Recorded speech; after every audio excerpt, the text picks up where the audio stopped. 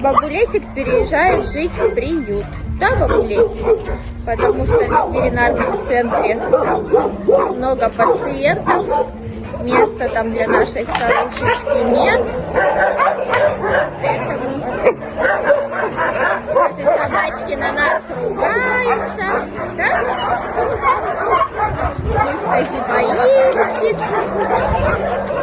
Пошли. Идем, пошли же, не бойся. Да ты не бойся, курочка моя. Идем.